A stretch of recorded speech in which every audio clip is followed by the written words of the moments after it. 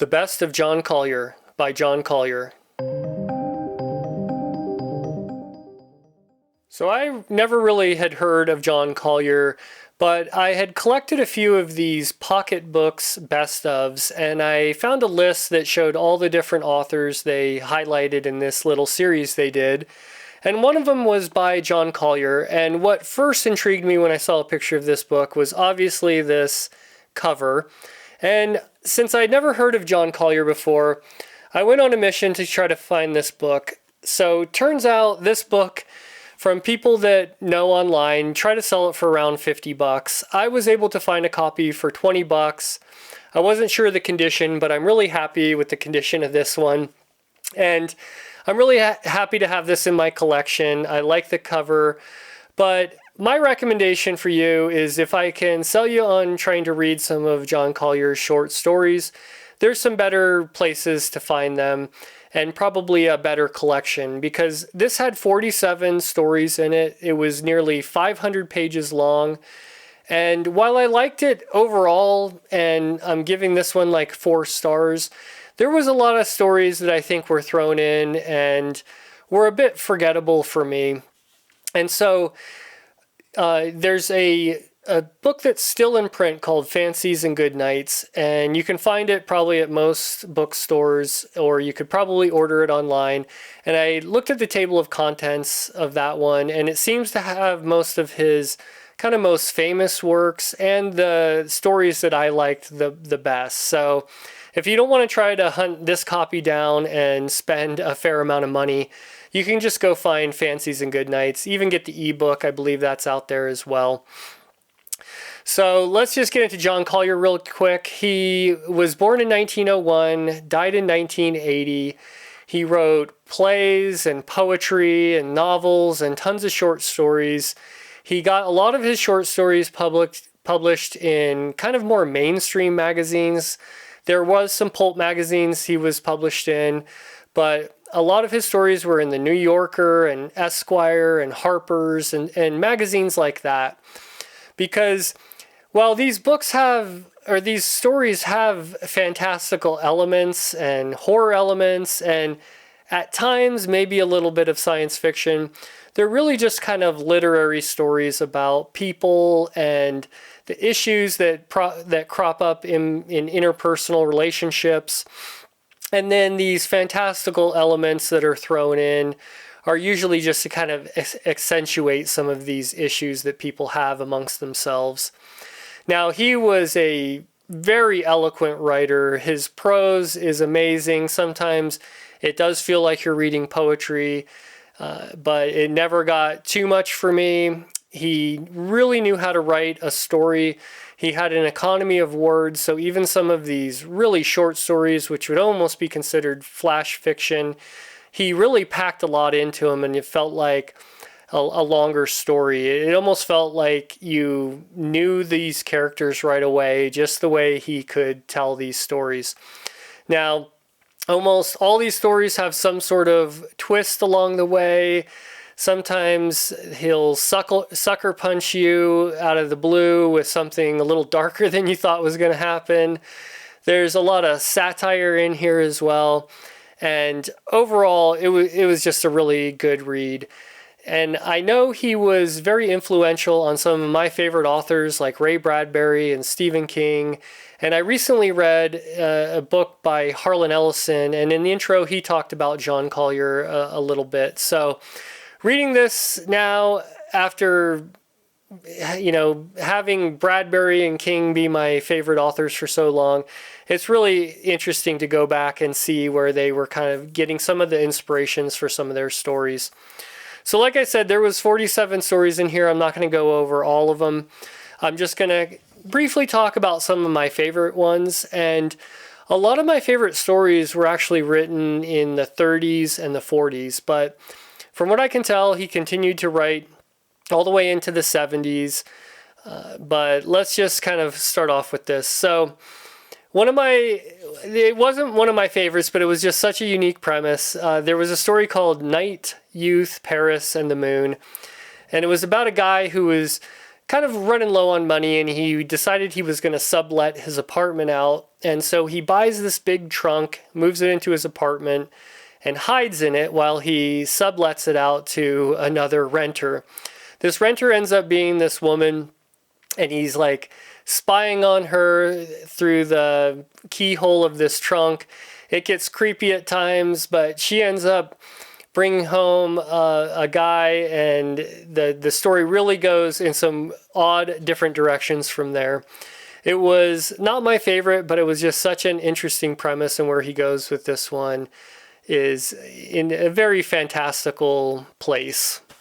Then there was a story called Incident on a Lake, and this was about a guy who is kind of being hassled his whole life from his wife, or his entire marriage.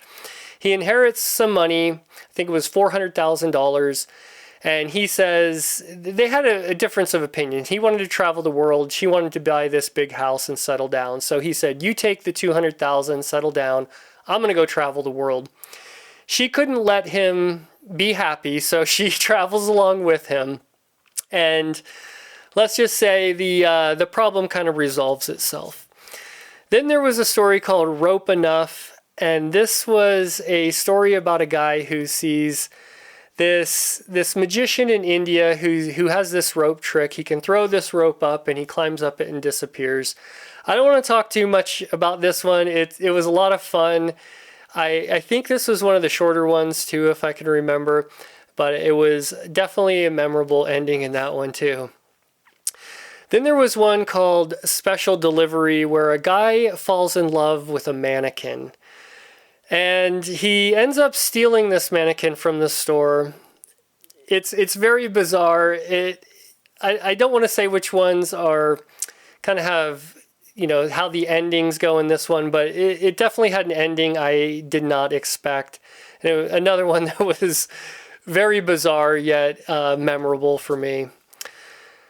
Then there was one called Evening Primrose, and this is about a poet who decides he's going to withdraw from society, and he decides to just go into a department store and hide before they kind of clear out all the customers at closing time, and just live inside this department store at night.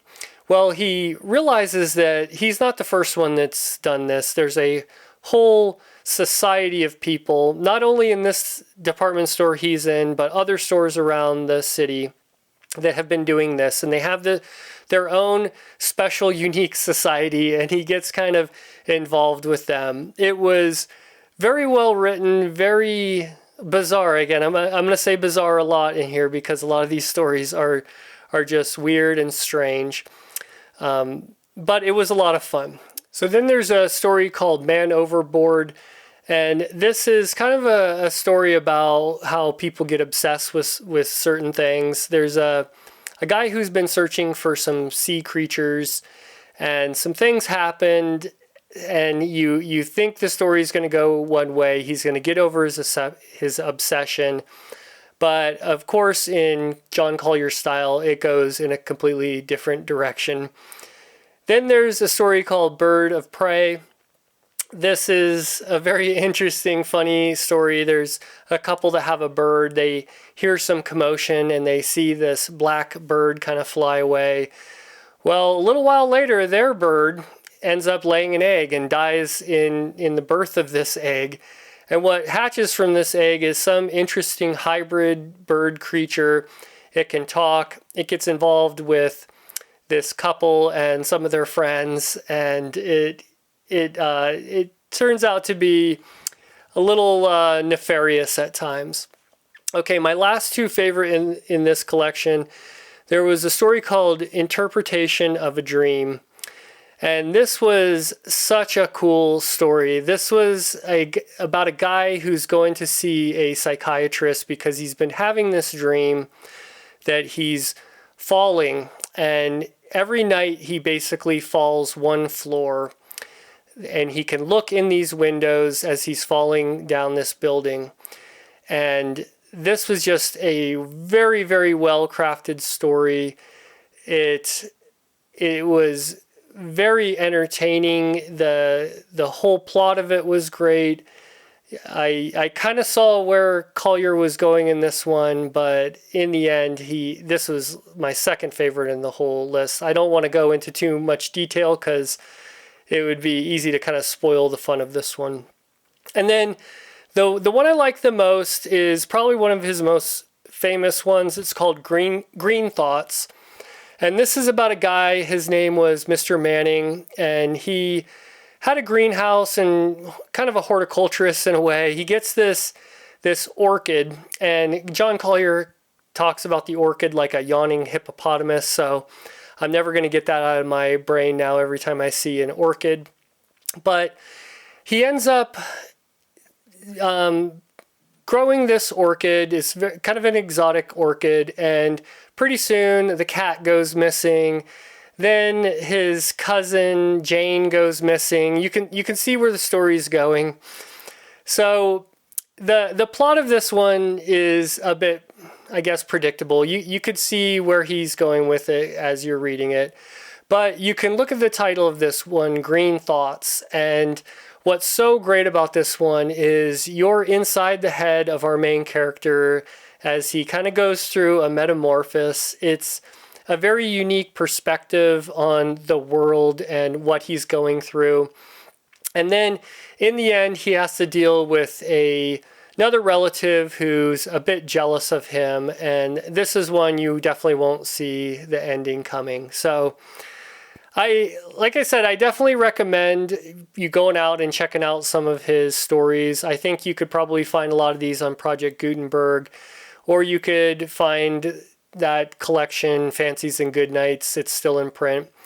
And as for me, I'm impressed enough. I went out and found his novel, His Monkey Wife. This one sounds very interesting. I'm definitely going to be reading this pretty soon. So just look for a video of that one coming out sometime in the near future.